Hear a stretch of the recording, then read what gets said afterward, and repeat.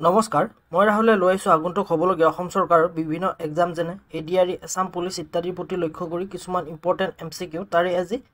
Assam ইকনমিৰ part 2 আলোচনা কৰিবলৈ ওলাইছোঁ আৰু ইতিমধ্যে মই বিভিন্ন ভিডিঅ'ৰ সিৰিজ সম্পূৰ্ণ কৰিছোঁ যেনে অসম বুৰঞ্জী অসমৰ কলা আৰু সংস্কৃতি অসমৰ ভূগোল ৰাজনীতি অসমৰ সাহিত্য আৰু লগতে অসমৰ পৰিৱেশ বিজ্ঞানৰো কিছু কুৱেশ্যন আলোচনা কৰিছোঁ যদি আপোনালোকে ভিডিঅ'বোৰ চোৱা নাই ভিডিঅ'টোৰ ডেছক্ৰিপশ্যনতে পাব লিংকবোৰ আৰু ইতিমধ্যে হৈ যোৱা সকলোবোৰ ভিডিঅ'ৰ আপোনালোকে PDF ল'ব পাৰিব মোৰ টেলিগ্ৰাম চেনেলৰ পৰা টেলিগ্ৰাম চেনেলৰ লিংকটো মই ভিডিঅ'টিৰ ডেছক্ৰিপশ্যনতে দি দিম পিছে বলক পলম নকৰাকৈ আজিৰ আছাম ইকনমিৰ পাৰ্ট 2 ভিডিঅ'টি আলোচনা কৰোঁ 16 নম্বৰ কুৱেশ্যন এইটো APSC দিছিল 2020 চনত ইয়াত দিছে under which scheme given below a program has been launched by the government of India to train youth on GST and related matter তলত দিয়া স্কিমবোৰৰ পৰা কোনটো স্কিমৰ জৰিয়তে গভৰ্ণমেণ্ট অফ ইণ্ডিয়াই ইউথসকলক GSTৰ ওপৰত ট্ৰেইন কৰাৰ বাবে লঞ্চ কৰা হৈছিল বুলি কৈছে আৰু ইয়াত অপচনসমূহ দিছে এ ডিজিটেল ইণ্ডিয়া প্ৰগ্ৰাম বি দিছে ইনস্পায়াৰ প্ৰগ্ৰাম চি দিছে national social assistance scheme D দিছে প্ৰধানমন্ত্ৰী কৌশল বিকাশ যোজনা বা চমুকৈ PMKVY ইয়াৰ ৰাইট এনচাৰটো হ'ব ডি প্ৰধানমন্ত্ৰী কৌশল বিকাশ যোজনা প্ৰধানমন্ত্ৰী কৌশল বিকাশ যোজনাৰ জৰিয়তে ইউথসকলক GST আৰু ইয়াৰ ৰিলেটেড মেটাৰৰ ওপৰত ট্ৰেইনিং দিয়াৰ বাবে ব্যৱস্থা কৰিছিল ই এটা স্কিল ডেভেলপমেণ্ট প্ৰগ্ৰাম হয় নেক্সট কুৱেশ্যন 17 নম্বৰ the 7 member committee for revitalisation of Assam economy in after the math অফ COVID-19 pandemic was headed by 7জনীয়া মেম্বাৰ কমিটি এটা গঠন কৰা হৈছিল অসমৰ ইকনমি পুনৰ উদ্ধাৰৰ বাবে COVID-19ৰ পিছত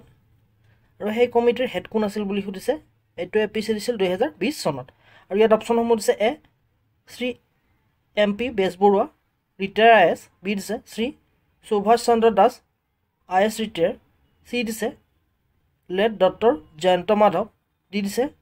শ্ৰী ভাস্কৰ বৰুৱা IAS ৰিটায়াৰ ইয়াৰ ৰাইট এনচাৰটো হ'ব B Shri Subhash Chandra Das IAS retire Shri Subhash Chandra দাসে আছিল 7জনীয়া মেম্বাৰ কমিটিৰ হেড আছিল যিটো অসমৰ ইকনমি পুনৰ উদ্ধাৰৰ বাবে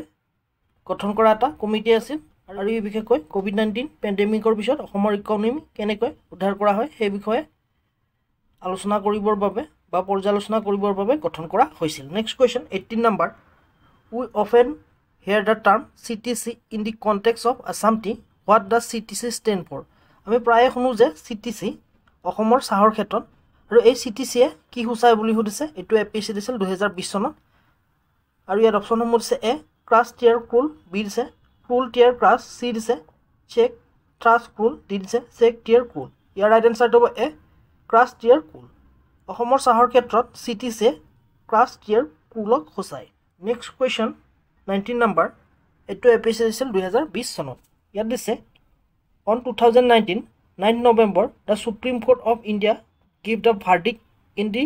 Ram historic Janmabhoomi Babri Masjid case called the popularly Ayodhya verdict which High Court in India referred this case to the Supreme Court after 2010 2019 চনৰ 9 নৱেম্বৰ তাৰিখে যি অযোধ্যাৰ বাবৰি মছজিদ কেছ আছিল সেই কেছটো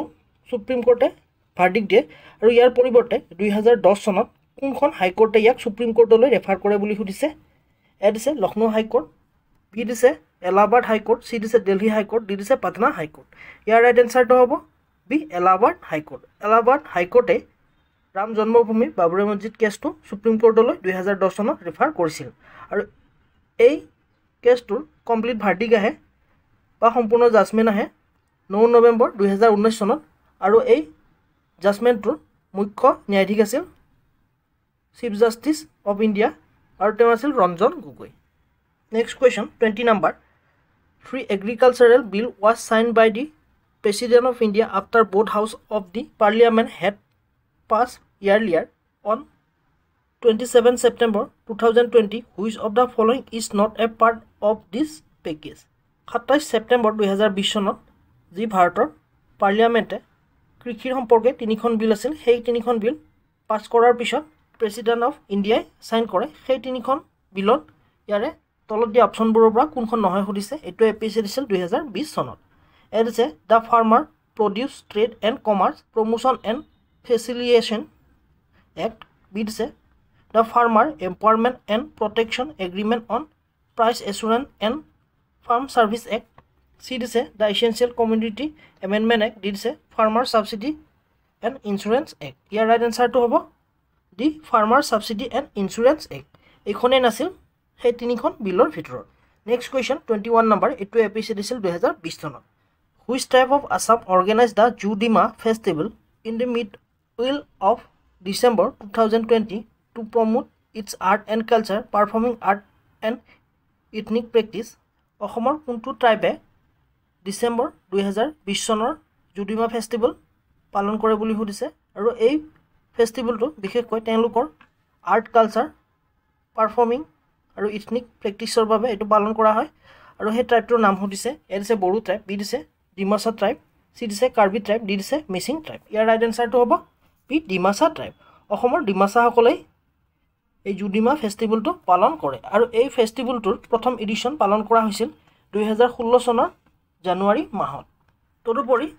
ডিমাছাসকলৰ এটি ৰাইজ বিয়াৰ যিটো জুডিমা সেইটোৱে জিআই টেগো লাভ কৰিবলৈ সক্ষম হয় আৰু সুধিব পাৰে জুডিমা কি বা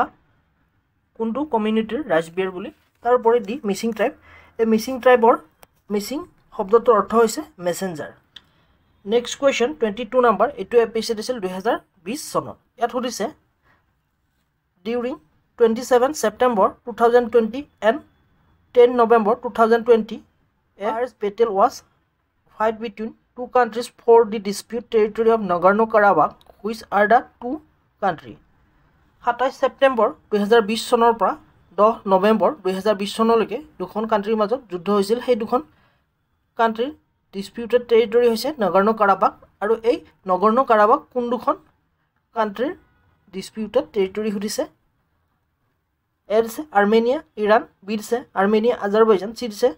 টাৰ্কি ইৰাণ ডি দিছে আজাৰবাইজান ৰাছিয়া ইয়াৰ ৰাইট এনচাৰটো হ'ব বি আৰ্মেনিয়া আজাৰবাইজান এই নগৰ্ণ-কাৰাবাখ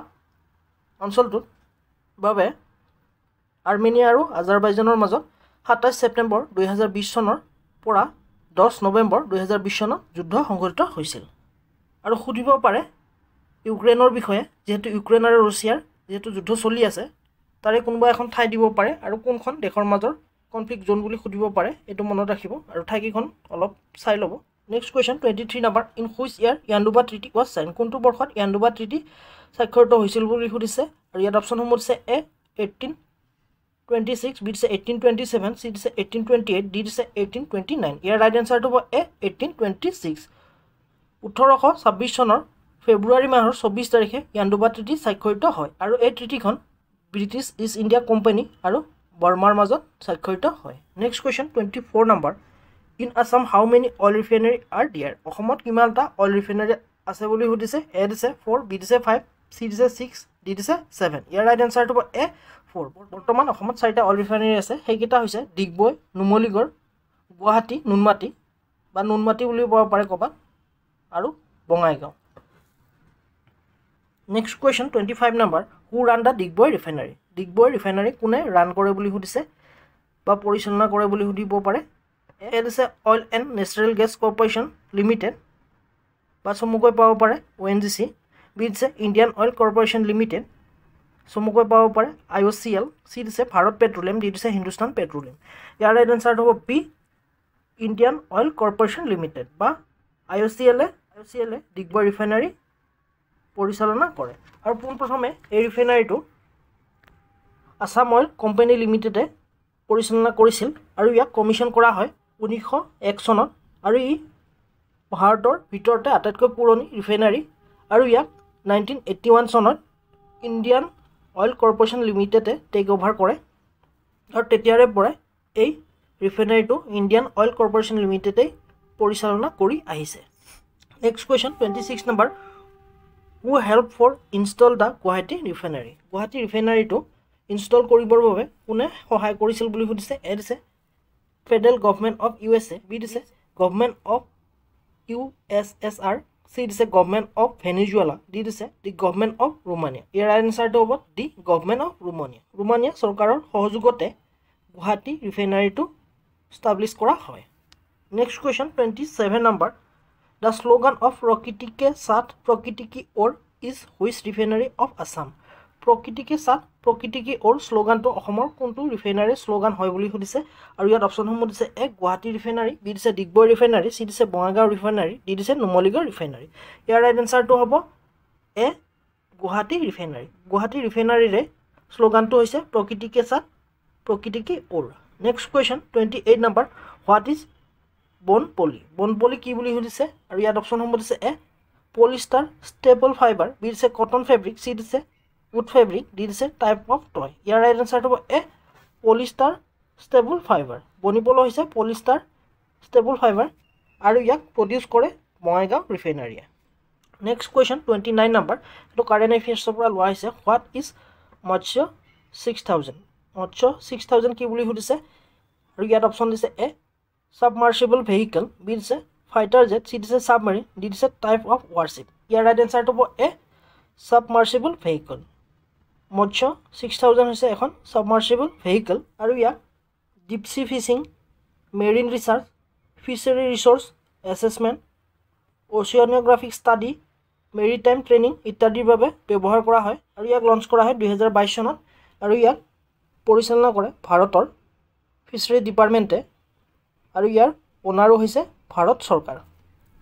সো আজিলৈ মানে আশা কৰোঁ মোৰ ভিডিঅ'টিৰ জৰিয়তে আপোনালোক উপকৃত হ'ব যদি ভিডিঅ'টি ভাল লাগিছে লাইক কৰিব কিবা আপগ্ৰেড কৰিবলগীয়া থাকিলে মোক কমেণ্ট কৰি জনাব পাৰে তদুপৰি আপোনালোকৰ বন্ধু বান্ধৱীৰ মাজত চেনেলটো শ্বেয়াৰ কৰিবলৈ নাপাহৰিব আজিলৈ মানে পুনৰ এটি নতুন ভিডিঅ'লৈ অতি শীঘ্ৰে লগ পোৱাৰ প্ৰতিশ্ৰুতিৰে আজিলৈ ধন্যবাদ